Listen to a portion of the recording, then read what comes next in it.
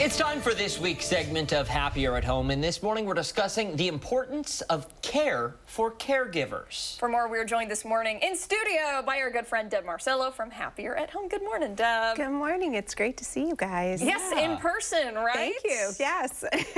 So care for the caregivers, we're going to get into that in just a second, but tell everybody what that means. So oftentimes people don't even know that they are a caregiver. They're kind of thrust into it, thrown into it. All of a sudden they're administering medications, planning appointments for people, maybe their loved one, their parents, and there's no big ritual that goes on, but then all of a sudden they're a caregiver. And so some people don't know what it entails, but then it overcomes them, and making sure that you know what you're doing, how to handle everything, and then also making sure that you plan to have help around you too is really important. Yeah, because not only is it a huge responsibility making sure a loved one, a family member, a neighbor is getting the support and care that they need, yes, it comes with a lot of weight. There's a lot of responsibility and can be very stressful at times. Yes, and you know, we're talking about how to help yourself as a caregiver, but also know that you should all be advocates for neighbors, friends, family. If you see them as caregivers, you can jump in and help or talk with them, provide support, that type of thing.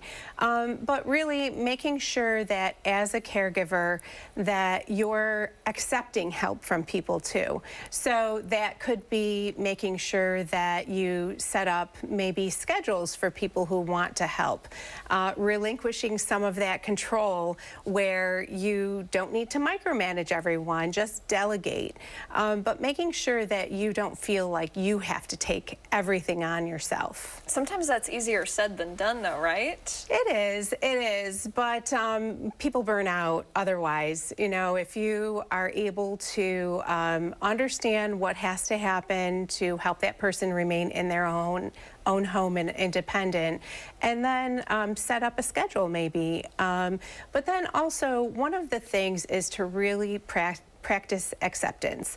So oftentimes, you know, it's not a fun thing when you see your loved one start to decline. So understanding that, you know, I'm not going to become a victim of this, but I'm going to make the best of it. I'm going to help this person. I'm going to see the positive, maybe see the silver lining. I know when my mom at 64 got sick and had a short illness with brain cancer before she passed, we all took advantage of the time to be with her. We had a lot of conversations with her. As a matter of fact, I started Happier at Home as a result. So really trying to find the silver lining in whatever you're dealing with at the time will help you to cope with what's going on. If you had one piece of advice to give to a caregiver out there who's put their, you know, their self-worth, their mental health care, their physical well-being on the back burner, they feel like they're drowning, but they don't want to become a burden to someone else, what is that advice to make them take action and say, no, you are just as important? Yeah, don't isolate yourself, because just like we talk about with children, you have to put your oxygen mask on before you put their oxygen mask on. You're not going to be good for yourself if you get sick or for your loved one. So don't isolate yourself. Make sure you look for resources out there for support. There are friends that you could meet and just have coffee with.